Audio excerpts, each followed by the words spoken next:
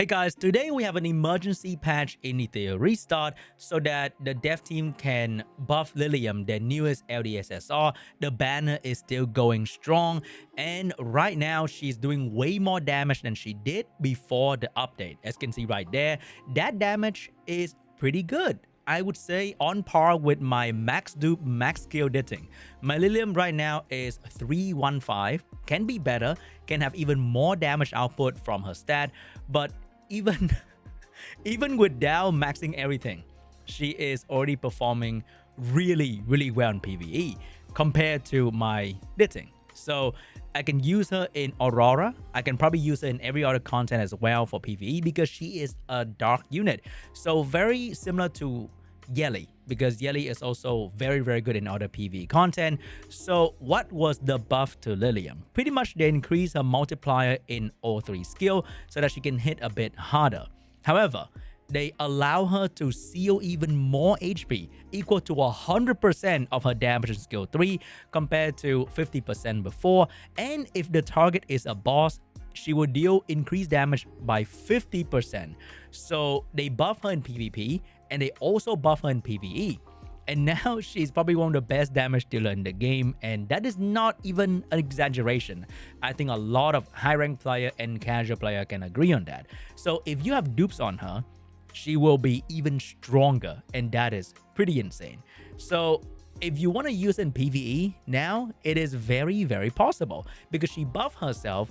It is a bit easier to build her for PvE. And in Terramaton, there are people already using her to clear the content in 37 seconds. I think someone will probably upload this video very soon. You can see the build here. Very high attack, very high crit damage, and it is maxed out in all three skills as well, so you can get even better damage output. And we have one dupe in her as well. Let's check out the run from Samo, because I think this is gonna be pretty crazy. We have the crit damage buff from Bayontin. I don't have Bayontin to show you guys the run with Bayontin, but Bayontin is gonna allow you to do even more damage. He has vulnerable from the nail as well. I think that's her name, or Nailu. So attack and crit damage buff, vulnerable from this character. And can she just one shot? That's gonna be pretty insane. Here we go. Big damage from, oh my god. Like that is just crazy. And then you have Codex of Magic to strip the defense buff once again. We have the Bayontin to buff her to do it once again. This is like the best place to show Veronica progress in PvE. That is, she went from, ooh, not very good in PvE, huh? To now just absolutely crushing PvE. And that is pretty crazy. So if you're like a new player and you haven't built your ditting yet, you can probably forget about ditting maybe and just build Lilium, because you will get a very strong PvE damage dealer for all of the content. Like all of them, except for maybe Doki Doki, because Doki Doki requires you to have an AoE damage dealer.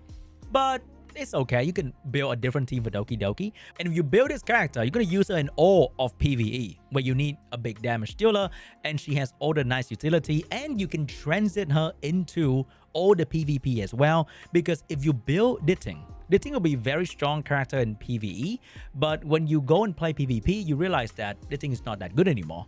So with Lilium, you have a very strong PvE damage dealer, and you also have a pretty insane PvP damage dealer. Now let's go and do a quick actual battle in United Front with her. So for this attack, we are fighting someone with a very fast oboe, presumably. And then he's gonna stun your entire team turn 1. So what I want to do is I'm gonna put in Lilium, who cannot be stunned. So oboe going first is kind of meaningless to this unit.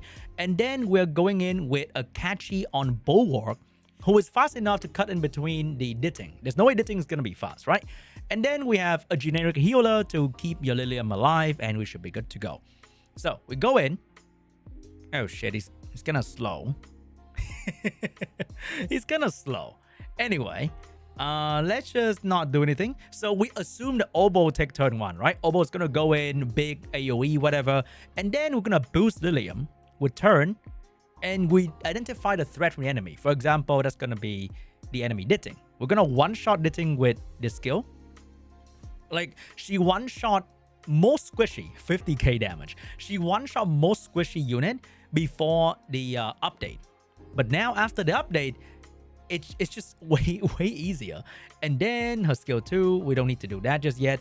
Like, she's just gonna absolutely destroy give you a free win in Union PvP pretty much. Because in a PvP, in a 3v3 PvP situation, I think her kit is just really, really good. It's just that right now, the PvP meta in 3v3 is just not like defined yet, because people don't really give a shit about Union battle, right? Except if you're like top 10 guild, top 20 guild. But if you're not in like the top guild, the guild is lucky that you do your fucking Union battle. But when we go into, let's say, more in-depth PvP meta in 3v3 Union battle, I think she's gonna shine a lot as a single target nuker that brings a lot of utility to the table and cannot be CC in the first turn. For the AI arena, I think you can definitely give it a try on like a tanky build, let's say a lot of silence and bloodbath, so that you don't get one shot by whatever the hell is going on over there, and you're gonna bring in healer to survive the turn 1 shit show that this guy is gonna throw at me. So here we go. I'm not sure if we can survive though. We're gonna try. And I haven't maxed out skill 1 yet, so we're gonna lose a bit of turn meter as well. Here we go. Enemy Lilium go, but she will not target my Lilium. And my Holden is about to die. Yeah, my Holden is definitely about to die. So Holden dead with Bloodbath, because 2 damage to in Lilium on over there is really insane. So I think you can apply that same team concept in RTA as well. You have Lilium go. You might not kill, but then whatever follow-up damage you have will kill. And that is probably going to be the play. So now we're going to go in with the heal. And my goal is going to be to try to one-shot the enemy squishy and kill them one by one, because Mio cannot freeze my Lilium anyway. So we're going to have attack buff, and enemy Lilium is not being protected. That is one of the weakness. We're going to go straight for her because she seemed like she's going to be on a max damage build.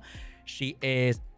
It's kind of funny that she's almost dead, but her HP is all gone now. So even if they have a healer, they can't bring her back in any shape or form. Okay, we're going to survive that. No problemo, but that thing's going to hit her head again. We survive that as well. And we're going to extend our buff and heal. And the good thing is, we're going to AoE stun that entire enemy team, because it's a guaranteed stun with the skill 2. And now we're just going to buy time until we can kill the enemy Messiah, and the other 2 CC unit will not be able to kill me.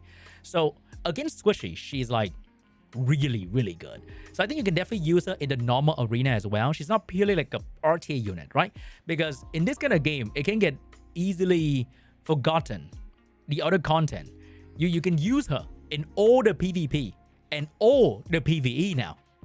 So we are getting very close to the Yelly standard in a way, right? Yelly is also really good in all PvE and also PvP.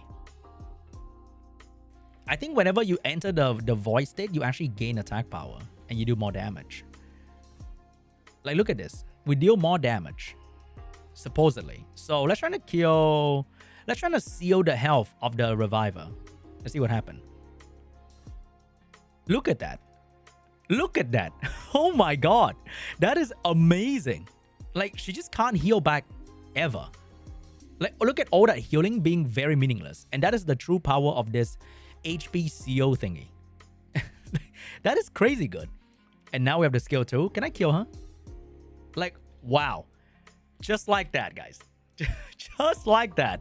The healer is gone. And you can just now hit auto target on the enemy Yelly. And then when Yelly go down, the game is pretty much over, right? And then we enter the void thing as well. So she can't target. Like, she just can't kill my main damage dealer. She will kill the other unit though. But that's why we have the Bloodbath and Lighthouse build on our healer, right? So that we can survive this kind of nonsense from Yelly, from Messiah, from all the other scary thing. And then she's gonna go down very, very soon. And the moment the Yelly goes down, the game is over. But then I also want to try her on like a damage build. So we have a damage build in PvP right here, but we'll have to set her up properly. So we have Strip with Oboe. We're going to defense break with Nahor, both on 200 accuracy, and we're going to boost her turn with Tsukiyomi back-to-back as well. The boost from Tsukiyomi is not exactly ideal because Tsukiyomi buff attack and speed, and she buff her own attack and speed. So I would say Bayon, or if you own a Lily, you can also use Lily to boost her turn. I think that's going to be way better. Or maybe even like other booster, maybe Catchy the Guard or something like that. But let's see. Any immunity over there? No immunity, which means we can start with a stun. Very good. And then we're going for the AoE defense break and freeze. Maybe get it on the Rahul. That's going to be great. So how much defense break do we have? We have a couple defense break. We're going to boost her turn right here. So if they come out with like a different kind of turn booster, I think that's going to work better than Tsukiyomi. But for testing purposes, okay? We are now going for, who do I want to kill first? I kind of want to kill the enemy reviver. Or should I kill one of the damage dealer? We're going to kill the Sania, supposedly the tankiest unit over there, kind of, right? Because she heal based on her health. Okay, was that bloodbath? I can't tell. Was there a bloodbath? I can't really tell, but we're gonna go back and boost her again. So now you can see Rahul is a bit low on health, right? He's on potentially, but bloodbath lighthouse. Gone. What? We're gonna defense break again, okay? Defense break again. And then we're going to reduce cooldown of Lilium. I'm not sure we have the skill yet, but we shall see. Okay, they're gonna get their turn. I don't really care.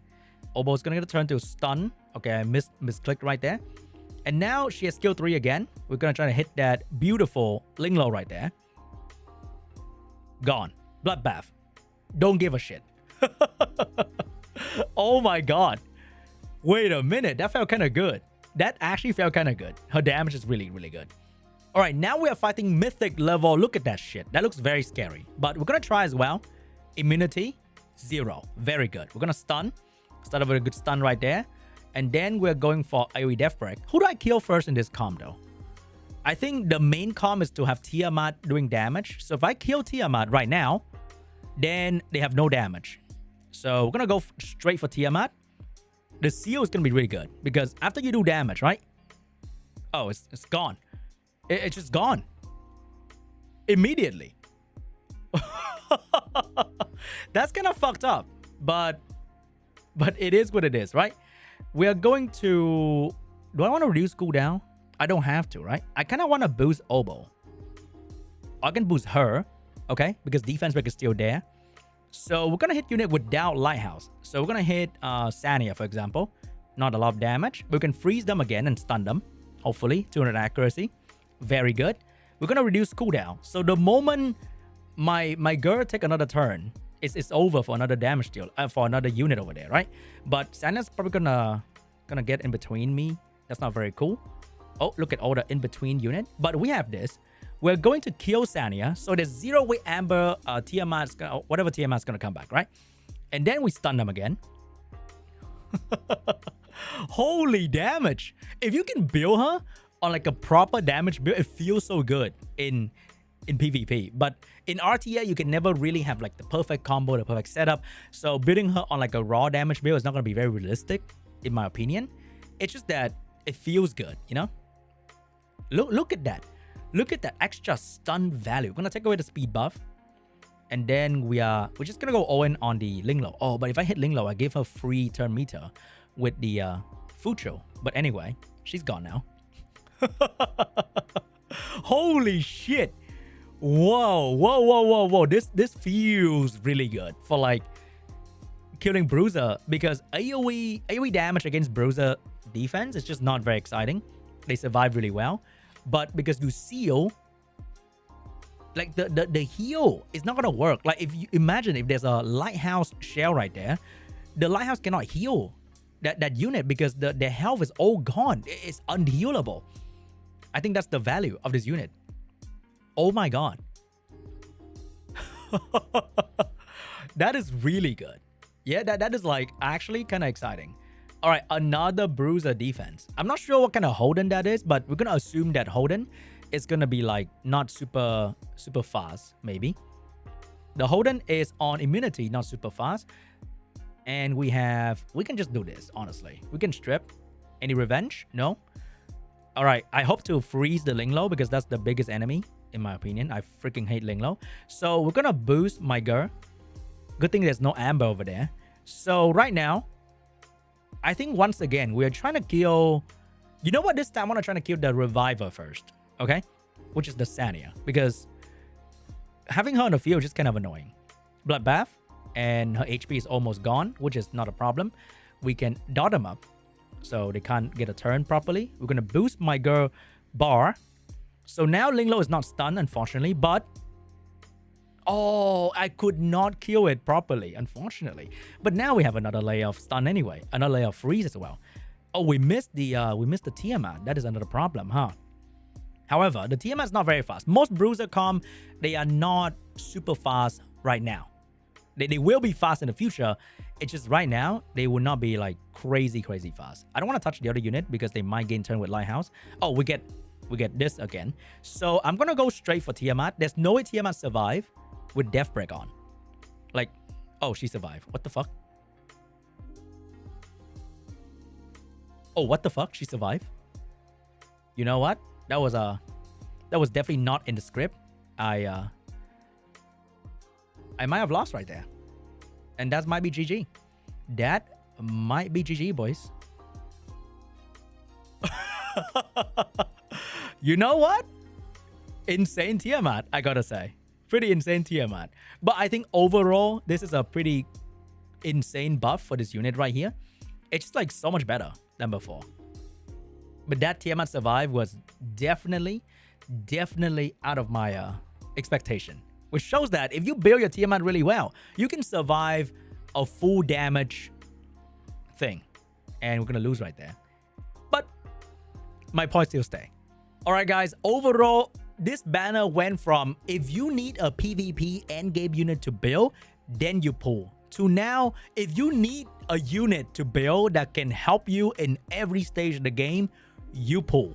And it is a very expensive banner.